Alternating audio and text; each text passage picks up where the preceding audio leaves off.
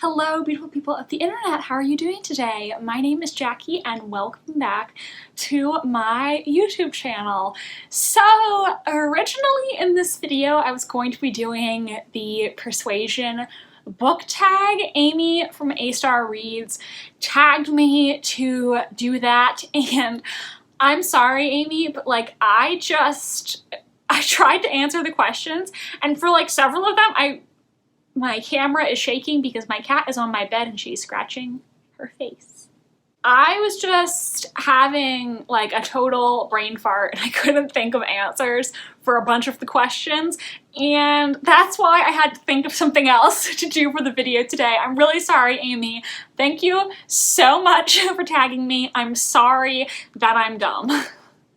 So I'm going to be doing a video that I have been wanting to do anyway. It just got moved up in the queue, and that is These Books Will Self-Destruct in 12 Months. I have 5 books that I'm going to be talking about, and basically the whole concept of this video is if I don't read these books in the next 12 months, then I have to unhaul them. These are books that I've been meaning to read for a long time and I haven't yet, so if I don't fit them into the next year, then they're gone. So let's just start with the top of the pile. Cut Me Free by J.R. Johansson. I picked this out in a try chapter tag, what feels like an eternity ago, and I haven't read it yet. I did start it. I made it to page 41, but I haven't continued since then. This is a young adult mystery thriller that follows 17-year-old Charlotte, who escaped a abusive situation where she was basically held captive by abusive parents, I believe, and her brother was left behind. And she starts receiving mysterious messages, I think. Yes, threatening notes that know her former identity before she escaped. I bought this a really long time ago, knowing nothing about it. I have a lot of young adult thrillers I bought when I was around 14 that I don't think I'm actually going to read because they don't interest me much anymore. And I wanted to read this because when I read the first chapter in that video, it seemed interesting. I read the first 4 chapters and they were fine. So I guess I want to try to see if this could be something that I would like. It hasn't given me any red flags so far. It's just not as exciting to me as it once was. So if I don't finish reading this in the next year, I'm just going to cut my losses and let it go. Next is another young adult book that really called out to me years ago, but just does not entice me as much anymore, and that's Even in Paradise by Chelsea Philpott.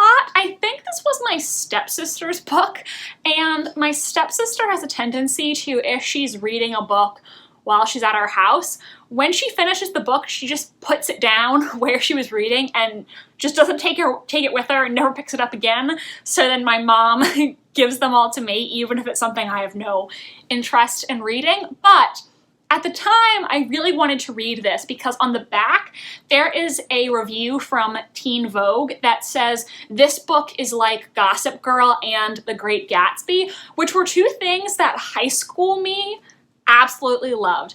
I loved the TV show Gossip Girl, the books not so much, and The Great Gatsby used to be my all-time favorite book. I still like it, but there are so many other books I've read since then that I like more, and I am really interested in books that sort of follow the scandalous, awful lives of rich people behaving badly. I don't know why that fascinates me so much, maybe just because it's so different from my actual life.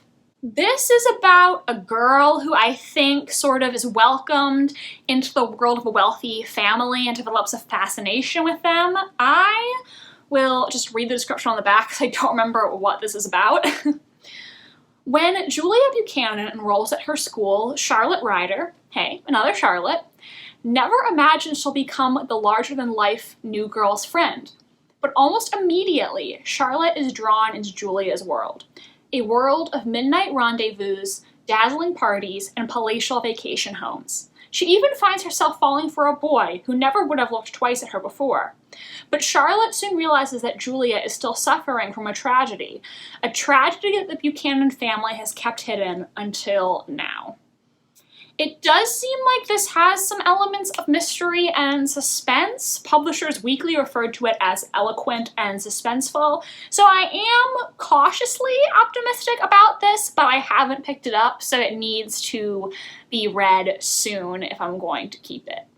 Next up, another young adult book. Are you seeing a trend here? Young adult just doesn't interest me as much as it used to, so I do want to try to read the ones that I already own or just get rid of them. But the next book I'm going to talk about is Glass Sword by Victoria Aveyard.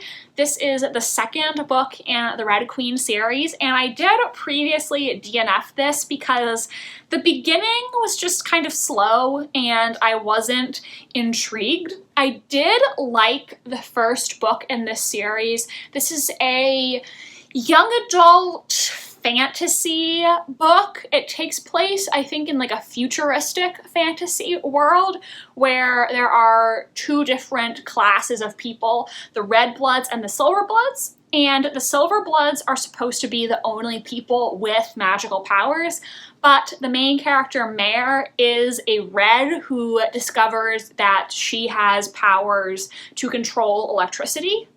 I think I gave the first book around 3 stars because while the beginning was just fine, I thought the ending was really spectacular and that made me want to keep reading the series. But, you know, it's just kind of a struggle when the beginning of the book is so slow. Do I really want to read a book where the first 75% is just okay because I think the ending might be really good? I don't know. I said that I wanted to finally read this, but it's been a while and I haven't done it yet, so I need to make it a priority, and my cat has decided that she's gonna get up because she doesn't like that I'm not paying attention to her. Bye. Bye, baby. Go take a nap. Oh, there she goes. Hello. What's up? You want to stay with me for the video? Come on. We'll show everybody on the internet how beautiful and sweet you are, Drizzle. Yeah, I'll pet you. Oh, okay. That was enough. You just wanted a little pet and now you're good? Okay, I'll see you later. Bye. Oh gosh. Okay, the next book I want to talk about in this video is another young adult book, A Tyranny of Petticoats, edited by Jessica Spotswood. This is a historical fiction anthology, and it's 15 stories of belles, bank robbers, and other badass girls. Sounded really fascinating to me at the time. Thing is, I've just never picked it up and actually read it. I still have the receipt in here. I think I bought this in 2018. That says June 7th, 2018. I don't read short story collections a lot, and usually when I do, I give it around 3 stars, because naturally with a collection where there are stories from many different authors, there are going to be some that you like more and others that don't really do it for you, but I still would be interested in picking this up. I just have to force myself to read it, because after all these years, I haven't picked it up yet. So I think I need a little extra motivation. That's why it's in this video. Finally, the last book I want to talk about in this video, and the only one that isn't young adult, is The Lady of the Rivers by Philippa Gregory. Philippa Gregory is a controversial historical fiction author. I really did enjoy the TV adaptations of her shows The White Queen and The White Princess. However, I read her book The Constant Princess about Catherine of Aragon, and I thought it was terrible. I probably should have DNF'd it. I really hated it, and I was sort of just like propelled through it by my burning hatred. Granted though, maybe I would like some of her other books better because I watched one episode of the Constant Princess adaptation of The Spanish Princess, and I hated that as well, so maybe it was just that particular story that didn't do it for me.